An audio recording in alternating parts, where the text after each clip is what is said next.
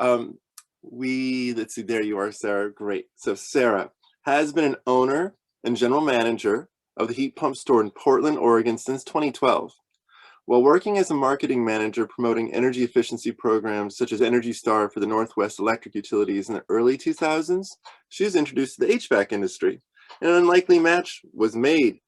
After working for Lennox Industries for almost 10 years, she joined a fledgling company, the Heat Pump Store, in 2012 and realized she'd found her true calling, to lead a team that is helping to bring energy-efficient home comfort solutions to her community. Sarah passionately promotes Ductlesss for all. There you go. Thank you, Sarah. And just for everyone to know, this is a special thing because Sarah is uncommonly kind in sharing her actual dollars, like what everything costs within her company. I wanted her to come because you can learn a lot about how pricing happens at the installation level from Sarah. Thank you so much, Sean. Is my screen being shared right now? It's being shared, but it isn't full screen yet. Okay, let me get there. I apologize. I'm not in my day-to-day life of running a contracting business. I don't do this very often. So I appreciate your patience with me as I figure out how to make sure I'm sharing. That's the one. That's the button for full screen. How about now? And now we're seeing your next slide as opposed to okay, hang on. Bear with me. It's okay. I don't want to see all slides. I don't want to zoom into the slide. Maybe you want to zoom into this. Well, I don't know. Let's see. Let's see what happens. At the top where it says display settings. Yes. It should be that one, and I think. It doesn't look, let's see.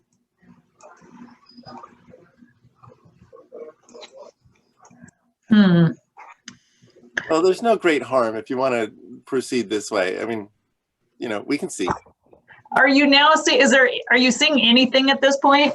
No, it's a black screen right now. It's literally black screen. Okay, how about now? Well, that's perfect. Okay, let me go back. Okay. Perfect. Yeah. Thank you. Thank you again for your patience with me. I feel very honored to be included in this group. I've so enjoyed listening to all of your presentations this morning and just getting exposed to this group of incredibly smart, passionate women. I have to admit that at times I have felt like I don't understand the language. There's a lot of what you all are talking about and super knowledgeable about that is all, part of the big picture of what we're trying to do here and about electrification. And, what I really focus on in the day-to-day is just, is very simple. And for me, it works. But I can see how what I do is it's part of the whole thing. And we need to have all of us really pulling on the same end of the rope to reach our end goals. So what I wanted to talk to you a little bit about today is the company that I run in Portland, Oregon.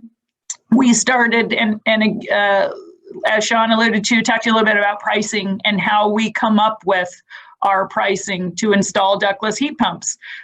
We started our business in 2007, and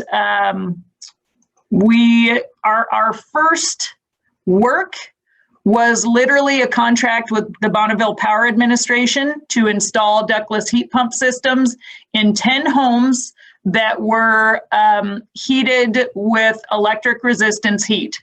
So they were electrically heated homes, but they all had baseboard heating, and they were all similar homes. They were in a more rural part of Oregon. They all shared the fact that they were modest, one-story ranch homes. And they were all paying way too much for their electricity. So that was sort of the impetus of the start of our company was installing ductless heat pumps. And I know with this crowd, I don't have to explain to you why ductless heat pumps are so great, but they were installed, 10 of these systems. They were monitored for the energy savings, and they saved significant amounts of energy over the resistance heat they had used before. And they, in addition to that, the homeowners were incredibly comfortable. So for the first time, they were comfortable in their homes. And it was sort of an aha moment of, wow, not only do these save incredible amounts of energy and therefore money on these modest income people's homes every month, but they also were more comfortable than ever. And it was really an aha of, wow, there's something real here. We have in the Pacific Northwest a large number of homes that were built in the 60s, 70s, 80s that are heated with electric resistance heat. And so that in 2007, that was really the focus. The utilities, the Northwest Energy Efficiency Alliance, the focus was on trying to transition these electrically heated homes to a more efficient electric heat. That has really changed for us, for our company, in terms of our core audience. We are primarily a residential company. So since 2007, we're installing in people's homes. That's our primary focus. We still are installing a fair amount in homes that have electric resistance heat, but we've seen a tremendous change in our business since then to include homes that are not, that are gas heated homes, for example. That's been incredible to see that change toward electrification, and it's just continuing to grow. So, in addition to the electric resistance heat that we're replacing, we're also finding ductless heat pumps are perfect for those parts of your home that maybe haven't been served by your existing heating system. So, especially now with so many people working at home, we've got a lot of people that are saying, yeah, my system works great for most of the house, but this bedroom that I'm now, working out of, it's very uncomfortable. And so we're, installing a lot of heat pumps in that situation. And then we also are installing a lot of heat pumps for people that are saying, I don't want this gas furnace anymore. It's 25 years old and it's time to change it out, but I actually don't want gas. And that's really exciting to have these changes happening.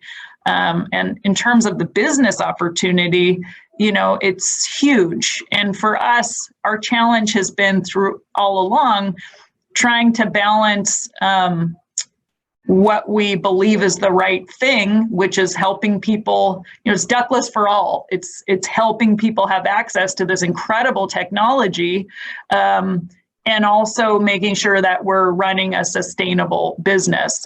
And so the pricing discussion becomes very important.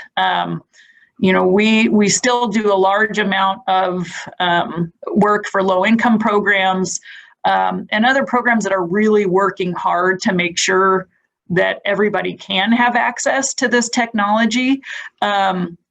But we also have to make sure that we're building enough profit into our jobs that we can stick around. And for us, it's been a tremendous journey since 2007 to try to strike the balance. We talk a lot in our company about who we are and who we want to be. Are we the Nordstrom of heating, of ductless technology, or are we the Target? Who are we? And we really, for us, the sweet spot and how we have made our pricing is we really want to be in that middle spot. We want to be more like a Target.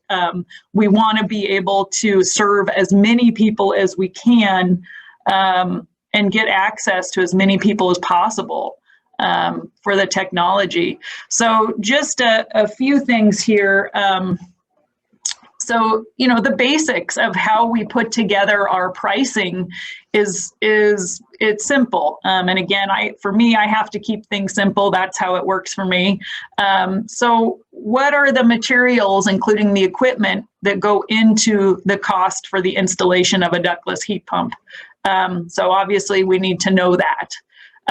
Then we need to look at how many labor hours does it take to install different HVAC systems.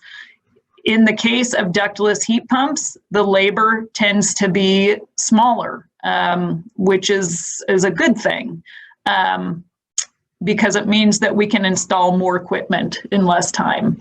And then knowing the best practices in installation so that we're making sure we're actually installing things right the first time rather, so that we're not going back and people are happy with it. It's performing the way it's supposed to.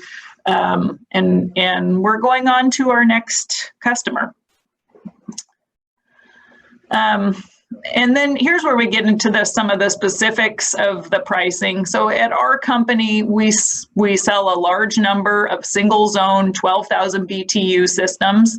The Daikin Aurora 12 happens to be our favorite. Our pricing, you know, we typically sell this system for $4,195 before any type of manufacturer, promotional discounts, or utility rebates.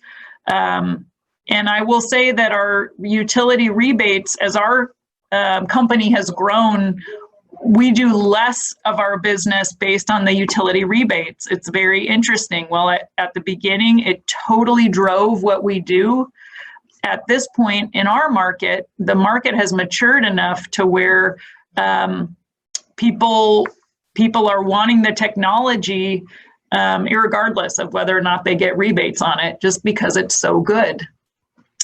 In this scenario, quick overview of what the pricing, so the equipment, about $1,250, the materials, about $450, our burdened labor, $600, that's both for our installer and our electrician. There's a commission of $420 or 10%. Permit costs $100, financing cost $84. The person may or may not finance it, but we have to build that in to make sure we're covering the average of what we pay in financing costs a year. So we're looking at total costs of $2,904 approximately, with a gross margin of $1,291. You know, it's interesting because at first blush for me, $1,291 seems like a lot of money. I am totally amazed at how much it costs to run a small business. That gets eaten up very quickly because, again, that's just the $2,904 is just covering the actual costs that go into the job itself, right? So it's not covering any of the overhead of my facilities, any of the overhead of my administration, my staff, my commercial liability insurance, my auto insurance, my vehicles, my fuel. You know, the overhead costs are very real. And so that $1,291, I mean, I'd like to see that higher. But again, I want to make sure that I can keep myself in a position that I want to be, which is sort of in the middle price-wise in my market. Let's see here. So list of the materials. I don't know if this is of interest to anybody. I'll just run through it really quickly. But these are the basic installation materials that we use when installing a ductless heat pump. And there's just a whole variety of things. But it's also relatively short as compared to a contractor that installs all types of HVAC equipment, which we do not. We only install inverter-driven heat pumps. This is a relatively small list of things. This is a list of things that can easily be on every van, every truck. And you can really get efficient with making sure you always have the right materials on your vehicles. You're not spending time, going to the distributors and getting stuff, etc. So this gets a little into the nitty-gritty, but just gives you an idea. Yeah, and one of the greatest financial benefits of installing ductless heat pumps over other types of HVAC equipment is the relatively low ratio of labor to equipment costs. And, it really means we can, for that single zone ductless heat pump, we can install 2 of those a day, assuming they're relatively close together. And so, that is the way that you can be profitable, is by really making sure that your crews are skilled and can do the installation in the right amount of time. So yeah, typically we add an additional 2 to 4 labor hours for each additional indoor unit that's installed. More installation means more profit per day. And yeah, managing labor is more difficult than managing the purchase of equipment and materials. My purchase of equipment and materials it's pretty static for these jobs, but the labor can really vary. And one of the things I definitely know after doing this, as long as I've been doing it, is having the right people on board is really critical to the success of the jobs. The work is, in the scheme of HVAC, the work we do is relatively simple, but you can absolutely screw it up. We also know from experience that following installation best practices on every installation is really key to the customer satisfaction and the ongoing success of the company. Again, that goes back to having the right people on board. There's just no substitute for doing it right. And that goes without saying, but I think, again, having the right people on board and charging enough to be able to compensate them well is really critical. And for me, it's really about our people and making sure we've got the right people. I've had lots of conversations with people in utility programs over the years that I've been doing this, wanting to figure out how to make the installations cheaper. How do we make them more affordable for homeowners? And I don't have the answer for that, because my goal is that as my installers grow with our company, that I can keep, up to a certain point, increase their pay, increase the benefits that they can receive from us. And so I'm not sure how to get it cheaper and still have everything in place to do it right.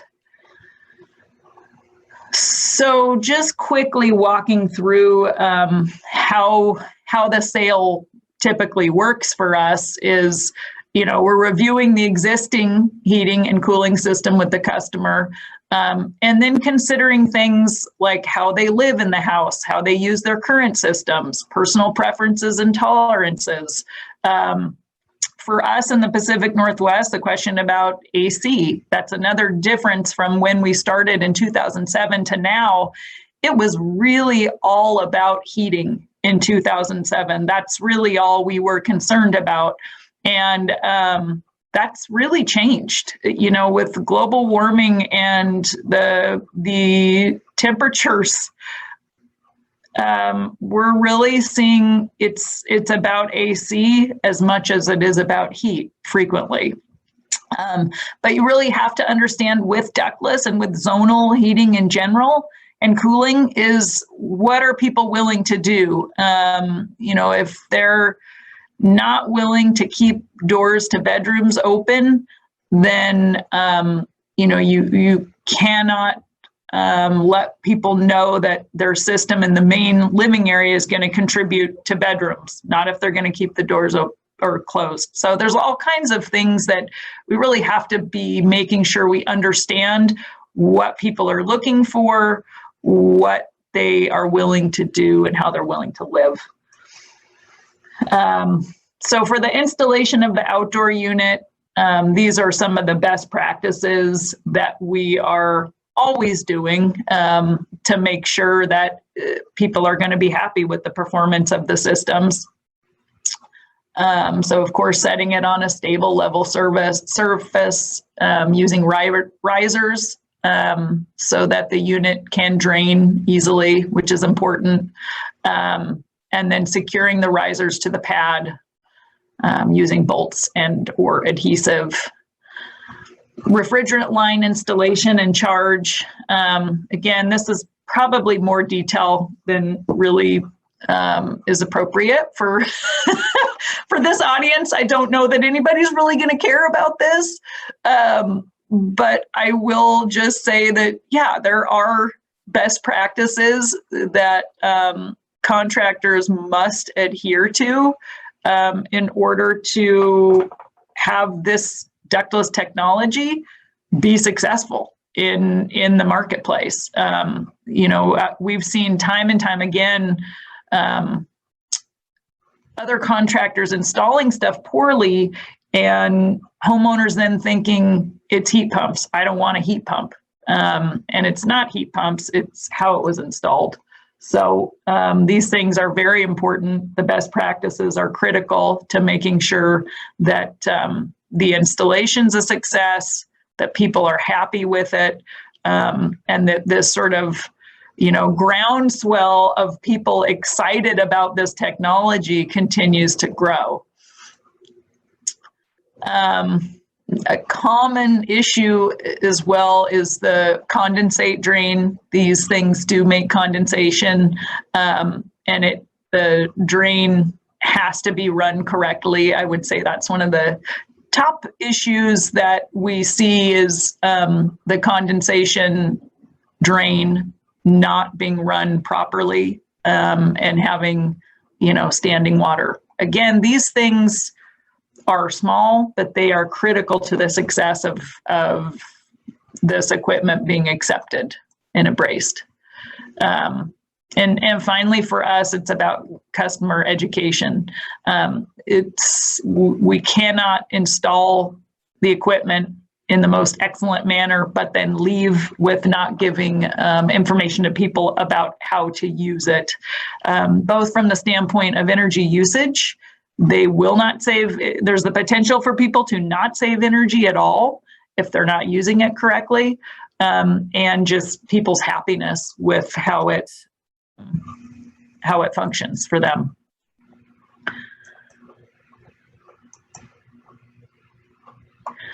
Well, that is all that I had today. And again, I just want to thank Sean for the opportunity to be part of this. And yeah, I'm totally passionate about ductless heat pump technology, specifically for homeowners, and am always interested to see the different things that motivate people to buy ductless heat pumps.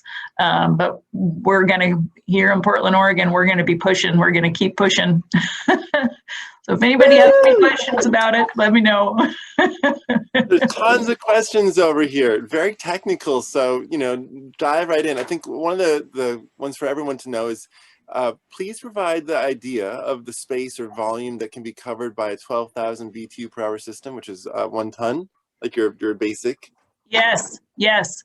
So that we're looking at about 500 square feet. Now it's going to depend on, totally depend on insulation levels as well. So, and if the space has a lot of windows, so there's some factors like that, but just on average, it's about 500 square feet for a 1 ton.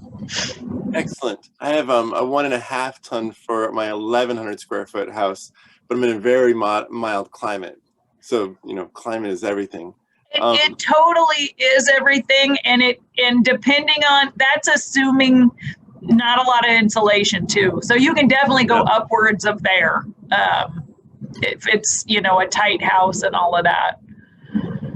There's a question from Deepmar who wanted to know what percentage of your installations include concealed, short ducted indoor units that can serve several rooms, and what do you charge for those? Yeah, that's a great question. We are starting to do more and more of those because these ranch houses, it does make sense if you've just got a few bedrooms that need a short duct run and those concealed units. We struggled a little bit with how to price those. We way underpriced to begin with because we were looking at it as it should be something that should be less than if you were to install high wall units in those rooms.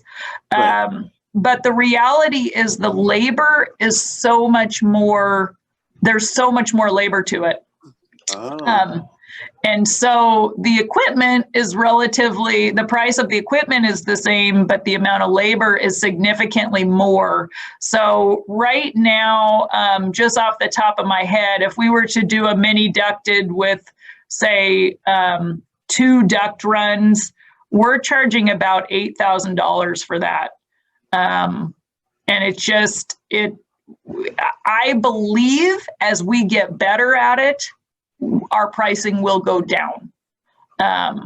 That's my prediction. But we are doing more and more of that. Well, considering how much more comfortable it is to have a fan coil or what do you call it, a high wall unit? Whatever. Yeah. 20 different names for that thing. Yeah. It's more comfortable if everyone has their own, and that happens Totally. at lower cost. Yes, it is. And it's funny because a lot of the time it's people saying, gosh, I just don't want that thing on our wall, and at this point in time, it's like one of my children, right? So I'm like, how can you not think that's beautiful? We do still, we're installing a lot of those for people that just don't want to see it on the wall.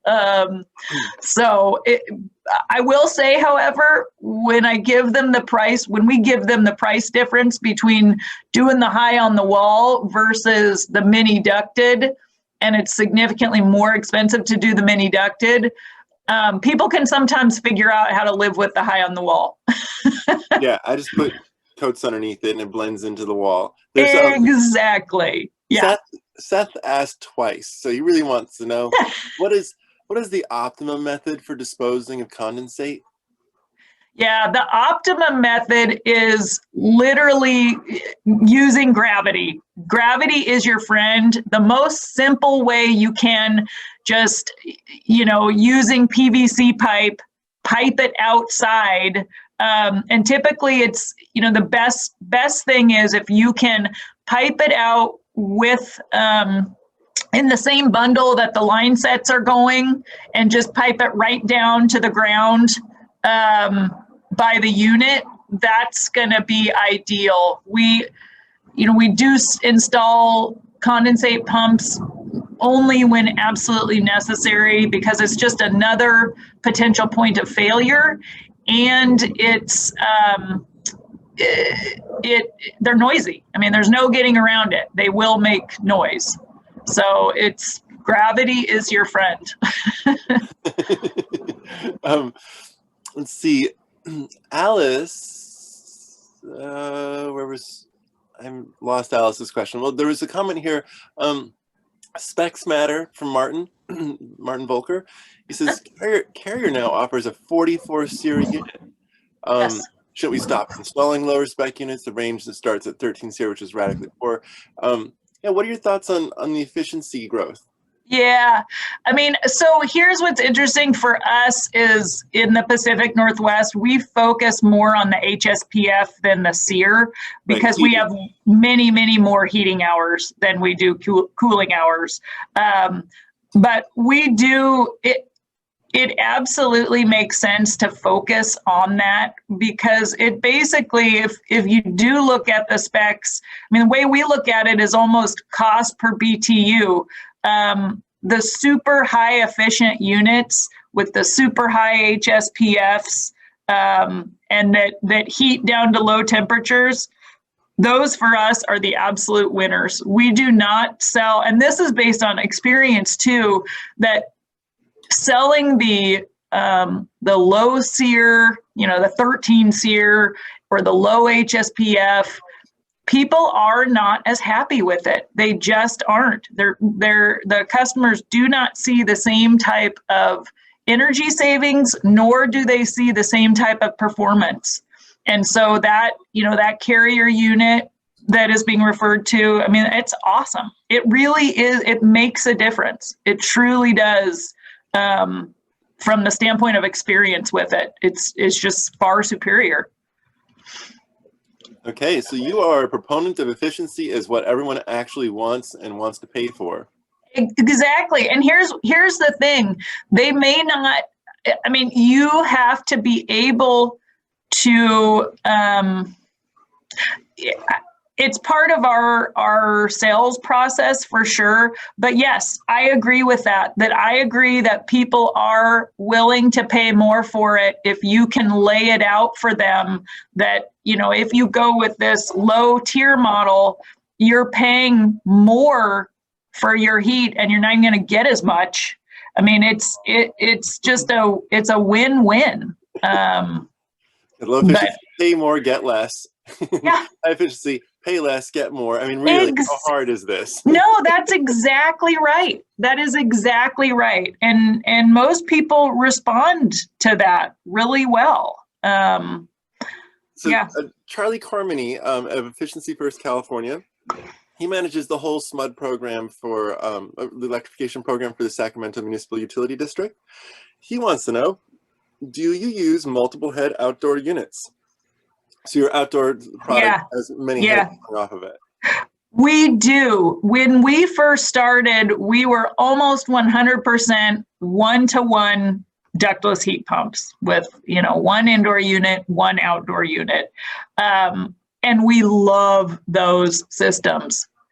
With that said, our business has grown tremendously in the multi-zone side of things as people are more familiar with the technology and are wanting to do more whole home retrofits. There are certain times that we still propose or proponents of single zones. So, what we try to avoid doing is installing a multi-zone system that's going to have tremendously long line set runs, so wrapping and stringing around the house, and is going to have tremendously different potential heating or cooling needs.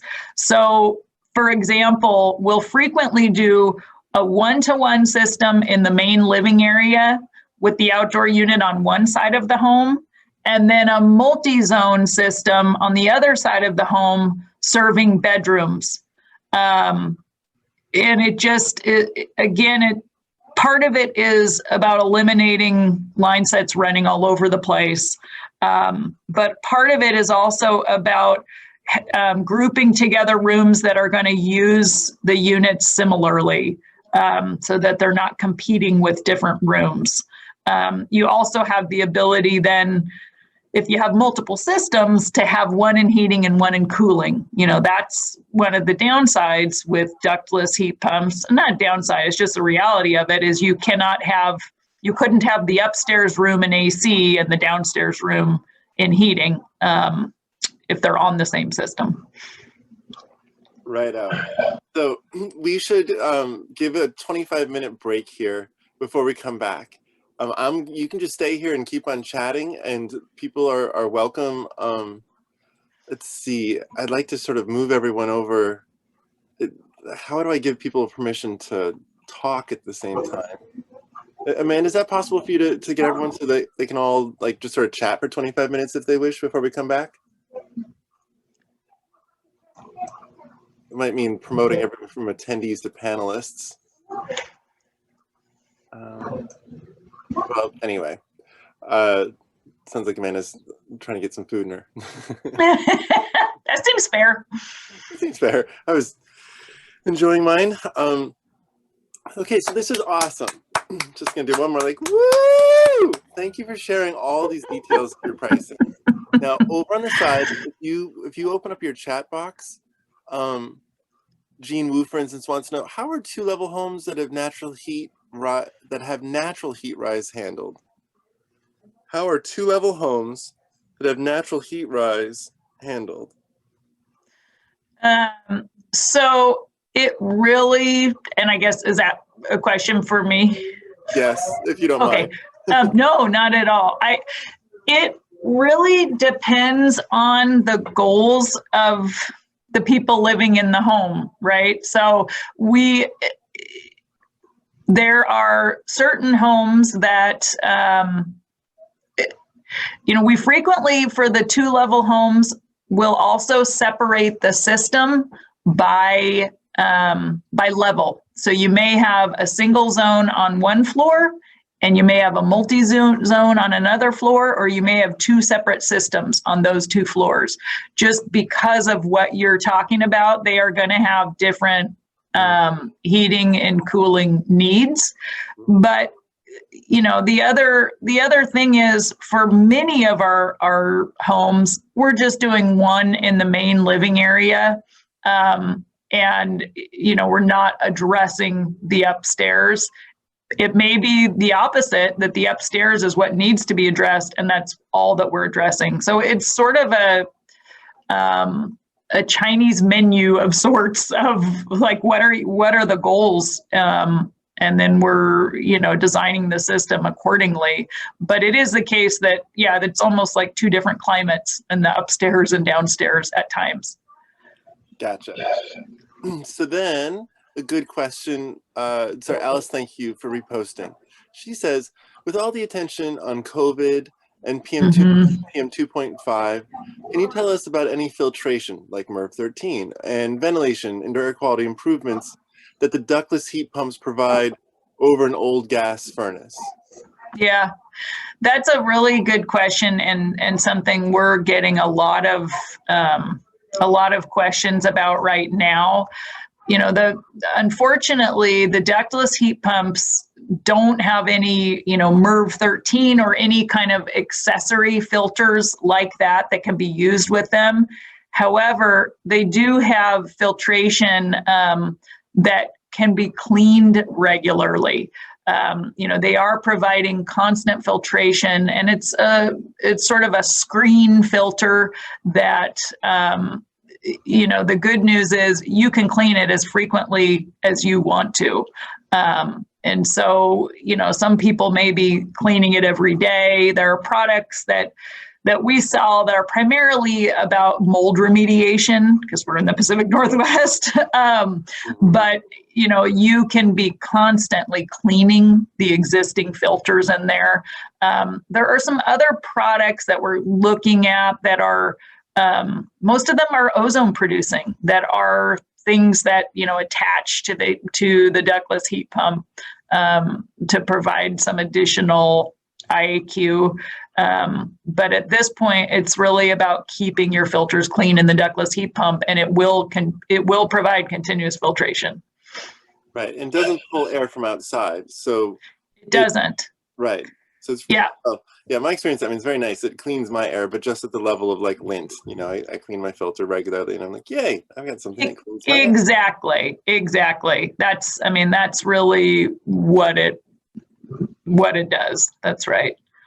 So then, Jean Wu, she was asking. I think is Jean presenting next? 1:30. That's right. Okay, so you're on tap in 20 minutes. Jean wanted to know if you've installed in a passive house home, and she wanted to know about your experience with heat recovery ventilators in tandem. Yeah, I love it.